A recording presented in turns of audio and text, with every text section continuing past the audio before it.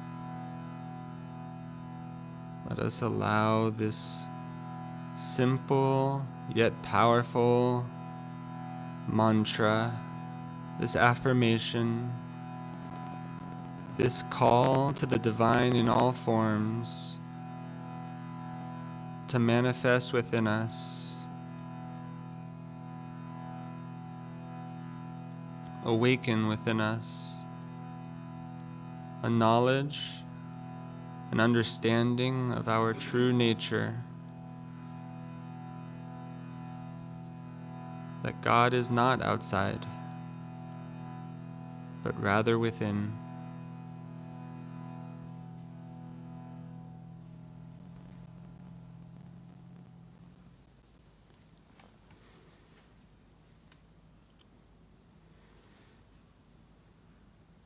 We'll meditate for about 8 to 10 minutes.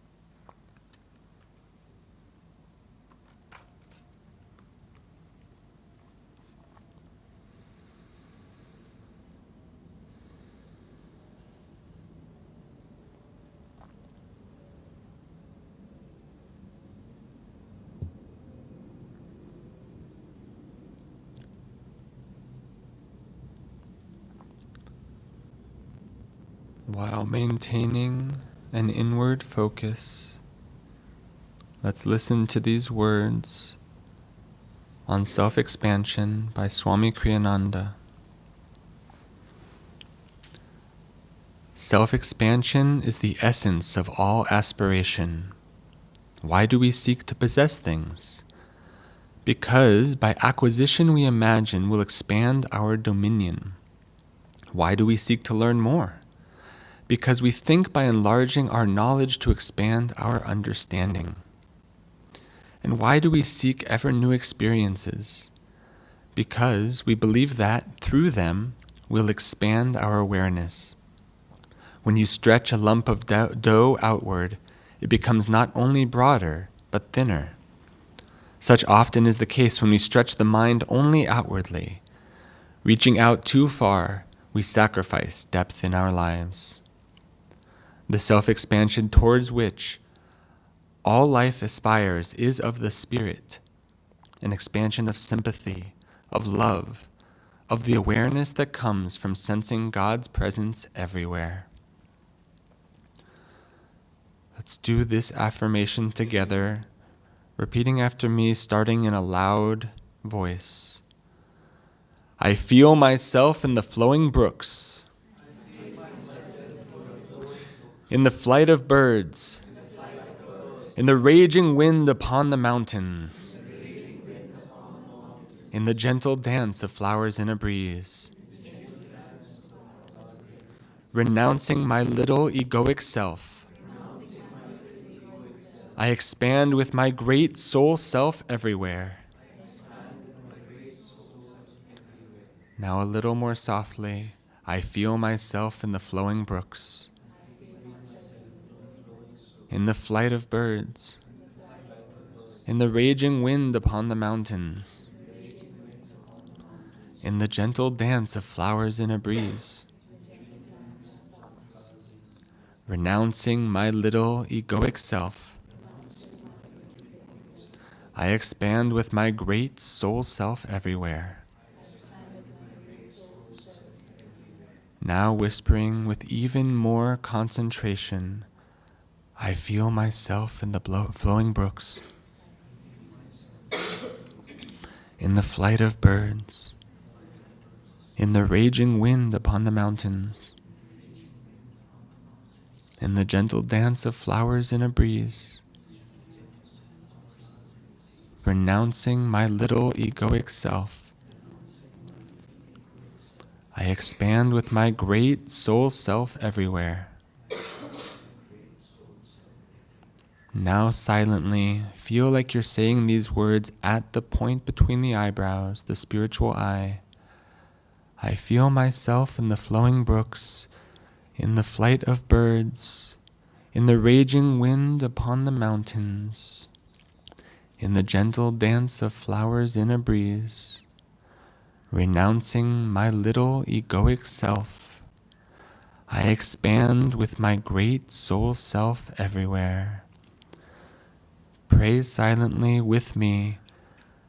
Beloved Spirit in all that is, help me in my own nothingness to find myself one with all that is. Om Shanti Shanti Shanti.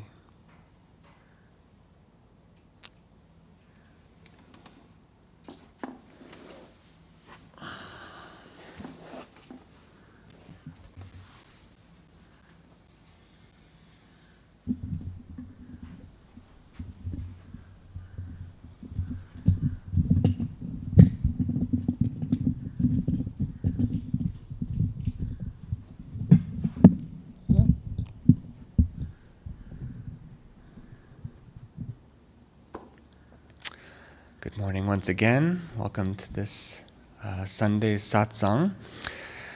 Today we're talking about a topic that is, as I said, very dear to my heart because it combines elements of many things that I personally enjoy. There's a scientific aspect, which is something that I've always enjoyed reading about. There's a historical part of it, which is another one of my favorite things. As a high school teacher, I spent much of my time in the science and history subjects. But there's also, of course, an aspect that applies to our self-transformation, as is everything on the spiritual path. And so today we're going to look a little bit at all three of those. And so I want to start by a little disclaimer, which is the Yugas can be a difficult subject to share about, because in a society as old as India, India is probably the best preserved history and culture in the world. You can trace back a direct line of writings, of teachings, of thought, at least 6,000 years, and realistically probably much more. But, as with anything, that can sometimes also create a limitation, a space for things to become misunderstood. This is one of the advantages of a place like America, which is we have no history, and that's the bad news, but we also have no history, and that's the good news. So we're able, in some ways, this is something Yogananda used to talk about, we're able to reinvent, to change direction. As soon as something is no longer serving us, we throw it out and we start with something new. But the other thing that's very interesting, and this actually ties directly into the Yugas, which we'll get into in a moment, is this idea of knowledge being lost. We tend to think of history in a very linear way, of a straight upward progression. We are becoming more intelligent, more wise, gaining more knowledge, more technology. But the theory of the Yugas asks us to question whether that is true. And basically, in India, we know of the Yugas, but when you Google, I did this yesterday just to make sure it's still the case, when you Google which Yuga are we in, what does it say? Kali Yuga. Now, that's fine, we'll leave that be for a moment.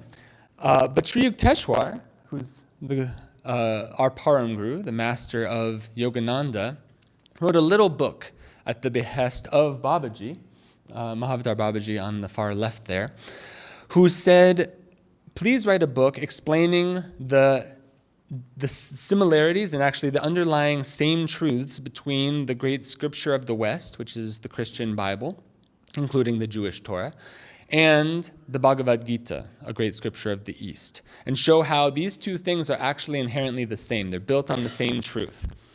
Now, what's interesting is, in this already quite short book, Sri Yukteswar takes the first 12 pages to explain the Yugas, the cycles of time. And in that he explains, and this part is common to everyone, that there are 4 ages. We have Kali, Dwapara, Treta, and Sacha, sometimes called Krita. And basically that these stages all represent higher and lower stages of development, of stages of consciousness. Kali being the very lowest, in fact even in the name, black, dark, is the lowest age, the dark age, all the way up to Sacha, named for truth. And then Dwapara and Treta are named for second and third, as I understand it. Now again, coming from the West, I can only share what Sri Yukteswar has shared, but I think you'll find, when you look at it, looking at even the evidence that comes to your own senses, you'll be able to see that something about us being in Kali Yuga doesn't quite add up. The idea that we are in the darkest age right now somehow doesn't seem right. When you look at how much has changed over the past 300 years compared to the previous 1,500 years, something jumps out immediately. In the past even 100 years, the world has changed completely. The very idea that I, an American, would be standing here in India, living here in India, teaching about Sanatan Dharma, learning about Sanatan Dharma, would have been impossible just a few hundred years back.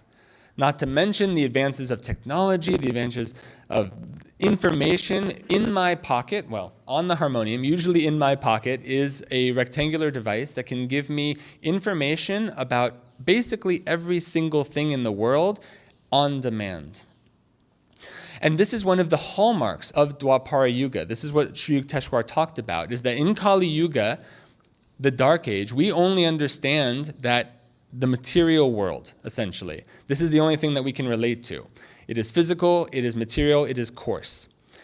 In Dwapara Yuga, he explained, we are in an age of energy awareness. We now have the ability to understand that matter is not the only reality, that actually everything is made up of energy.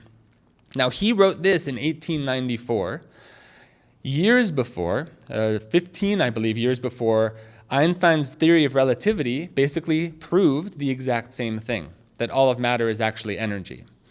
Now, Sri Yukteswar wasn't even necessarily talking from a scientific perspective, but science is only a way of describing the reality of the world. That's all science is how can we understand the world around us? Similarly, this is why we call yoga a science, because it is a science designed to help us to understand the world within us.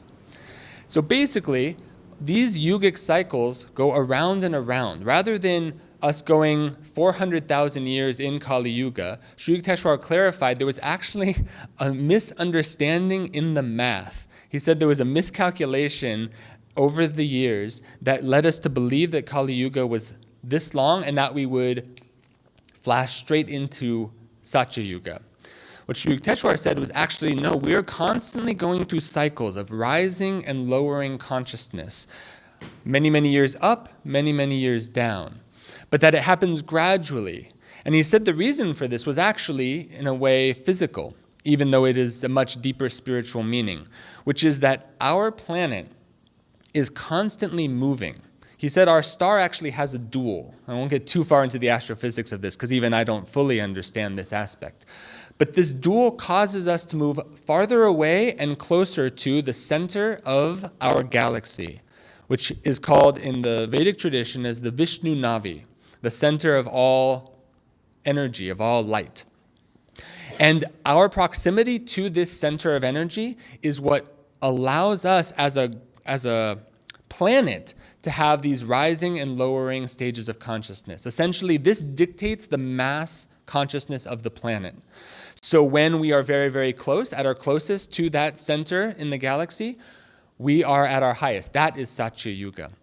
When our planet moves farthest and farthest away, that becomes Kali Yuga. We are the farthest away from that center, essentially, of cosmic energy that has an automatic lifting of our vibration. And so right now, Sri Yukteswar said, we actually 300 years ago, in the year 1700, transitioned from Kali Yuga into Dwapara Yuga. Now, again, we can see the evidence of this all around us, but also the reason why this is important, we won't go too deeply into the historical nature of it, though there are a few interesting examples, but the reason this is important is because it is actually a map for ourselves. On one hand, understanding the yugas helps us to understand the context. Why is this age like this? Why is the world like this? Why do people behave in this way? Why did they behave in a different way before? Why is it that we have epics in our history of Ram, the righteous dharmic king, of Krishna and the Pandavas fighting the battle of Kurukshetra, and they seem to have more advanced powers than us. They seem to have more advanced knowledge. Their world seemed better. Why is that? Because with descending yogic cycles, we begin to forget. And this is actually part of why there is a misunderstanding about the yugas in the first place. A high understanding knowledge of the yugas in the higher ages was clear to everyone. Everyone on the earth could be able to perceive that knowledge directly. But then as we descended deeper and deeper into this dark age, we began to forget. We began to become blind. And we were no longer able to even understand what these things are. And that's where mistakes come in. And you can see this in all world traditions that start in a higher age. We start to become more fixed on the material. Okay, so this is Kali Yuga, so then everything must be dark, so then it must be happening for a long time. It must be happening forever. And then eventually the world will be destroyed and we get to go back to Sacha Yuga. But I ask you, if the outer world is only here for our inner growth, how would that be possible? Why would God create a system that just automatically, if we just survive long enough, if we can just survive, find a way to survive for 400,000 years, do we just suddenly transform our consciousness and go into Sacha Yuga? So this gradual progression is there both to help us understand why the world is how it is, but also to help us understand inside of us. So this cylindrical nature of the yugas even as it happens without, it is also happening within. The Vishnu-Avi you can think of as the spiritual eye, as the center of Christ consciousness. When we're able to center our energy completely here, Yogananda said, we would become a master. That is the definition he gave of a master, someone whose consciousness is entirely focused at the spiritual eye. For us, it's maybe not. So we go through cycles of ups and downs and lefts and rights and detours, but we're constantly doing the cycle inside of our body. In fact, you could say the ascending age and the descending age, even inside us, could match the Ida and the Pingala. The rising energy up towards Sacha Yuga and the descending energy down towards Kali.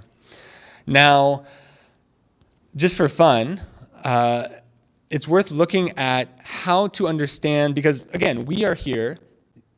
Sri Yukteswar said that the Yugas were shorter than they've been described, but they're still thousands of years long. It takes 12,000 years to go from the top to the bottom, and again from the bottom to the top. So how does this help us? That means we're stuck here even in Dwapara Yuga. This seems like a good thing. We're in an age of awakening energy. What do we do with this information?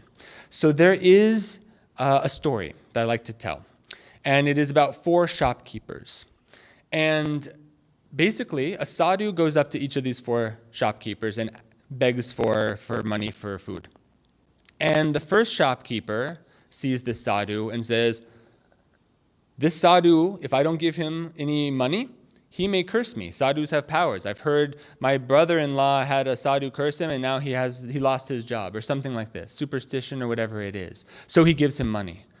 The second shopkeeper sees the sadhu and thinks to himself, sadhus, spiritual people sometimes have powers. Maybe if I give him money, he will bless me and give me something that I want. So he gives him money. The third shopkeeper says, oh, this is my fellow human being. I would like to serve him. I would like to help him. And, maybe even people will think well of me. Oh, look how generous this guy is. And maybe even look how rich this guy is. He has enough money to be able to give. So he gives. The fourth shopkeeper sees the sadhu, recognizes that he is the same as him, that the same light that is within myself exists within his self. And so he gives him money. Now, all 4 shopkeepers did the exact same thing, but the motivation behind it was very different, no? And this is one of the hallmark differences between Kali Yuga and Dwapara Yuga. Now we're able to understand that energy, that motivation is actually more important than the action itself.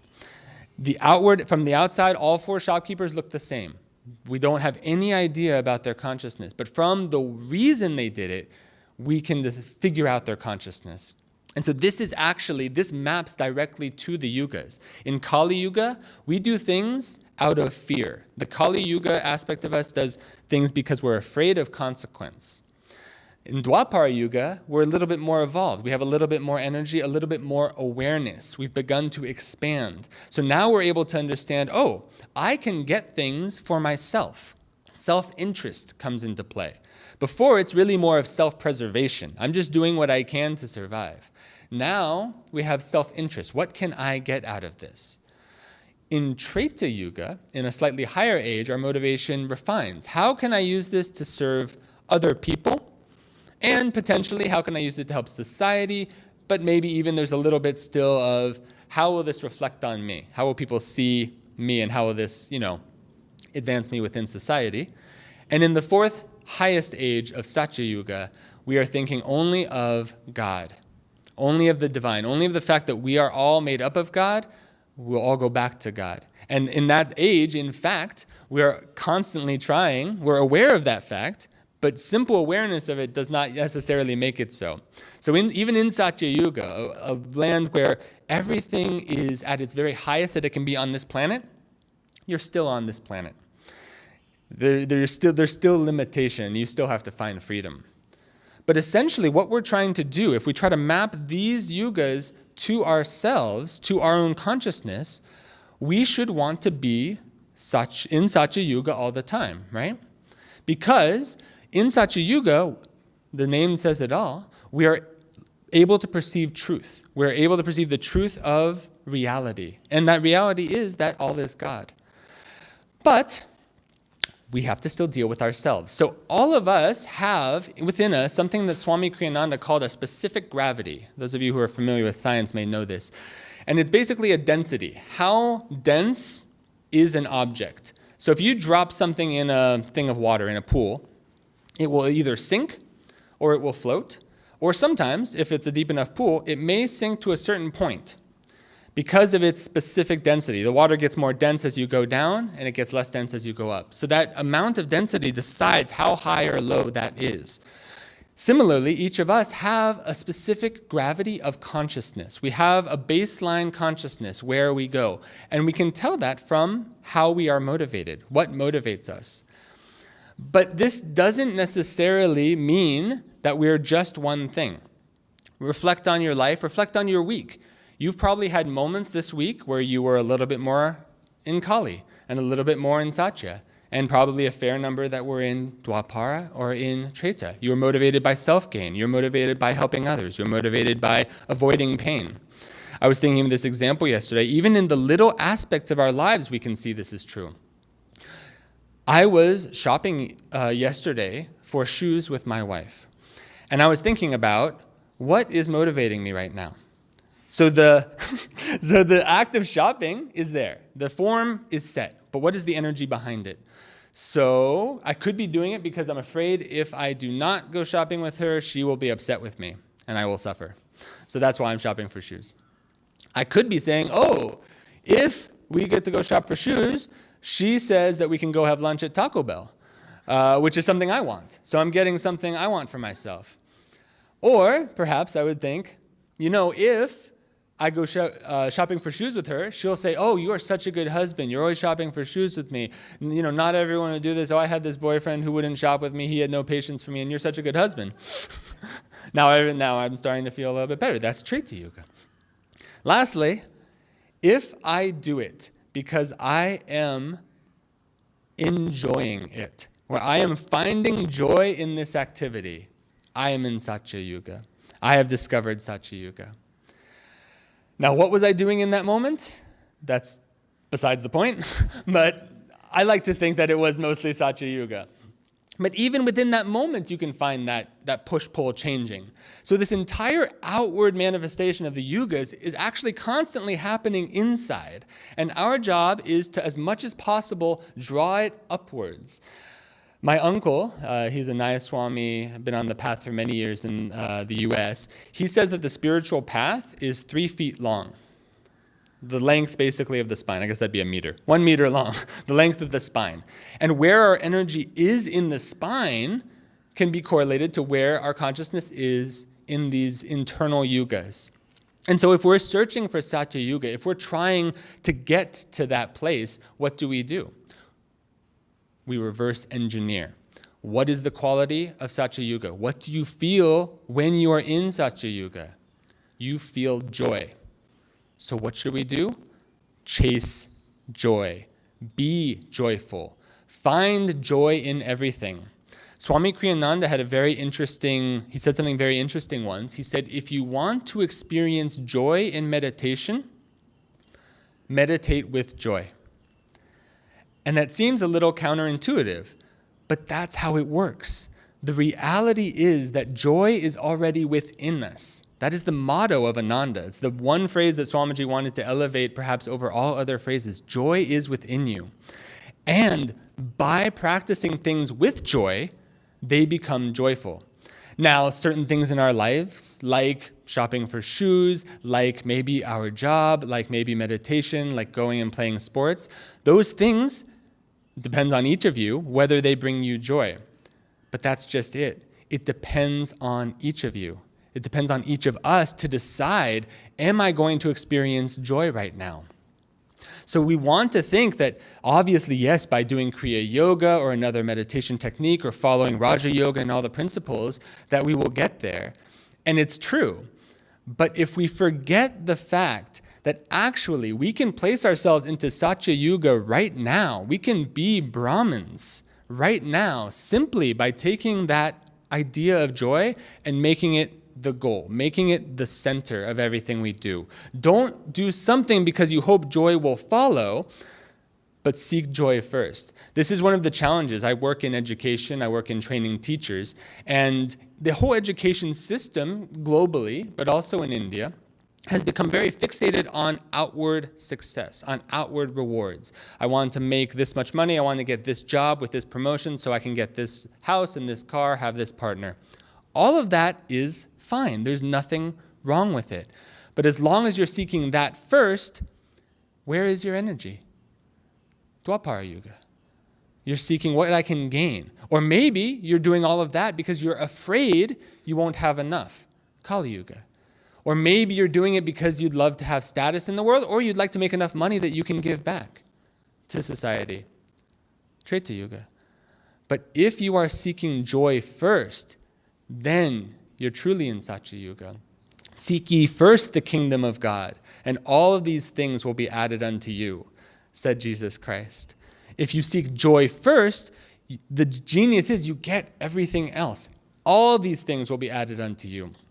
But if you forget why it is you're doing it, if you seek the things and not the joy behind them, that's when we suffer. And that's the only thing. The whole system of the yugas, the whole levels of consciousness, all of this is only to show us a roadmap. What will bring you joy? And if you place joy at the forefront of your life, if you make joy the focus, try to find joy in everything. Try to find joy while getting a cavity replaced, which I've had to do twice in the last 2 weeks. Try to find joy when they're drilling and you start to feel that pain. Can you find joy then? Maybe not. I wasn't able to.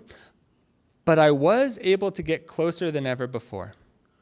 That's the thing. It's just about practice. All we have to do is keep trying. Enjoy everything. Enjoy everything with the joy of God. This is what Swamiji would tell us. If we can enjoy every single moment of our lives with that joy, then we're truly living from here. And that's how we'll become masters.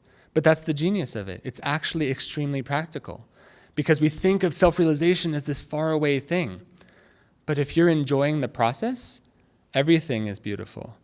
They say that you should pick a job that you love and you'll never work a day in your life. I would pick an X that you love. Pick everything that you love, or reverse it. Love everything you do, and you'll never work a day in your life. You'll just feel joy. God bless you. We'll now have an arati, and then I'll say that after.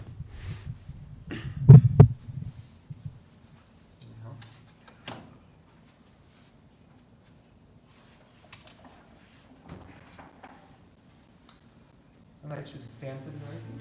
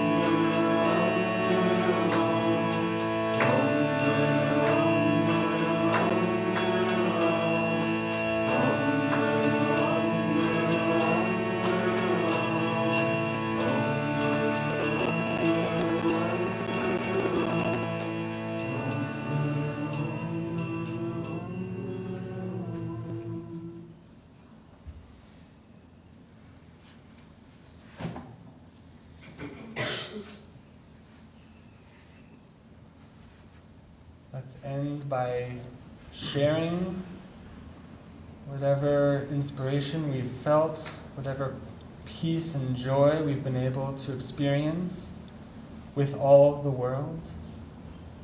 Let's rub our hands together, generating that magnetism, that magnetic field with our hands, and then facing our palms outward, chanting Om 3 times. Let's share with everyone.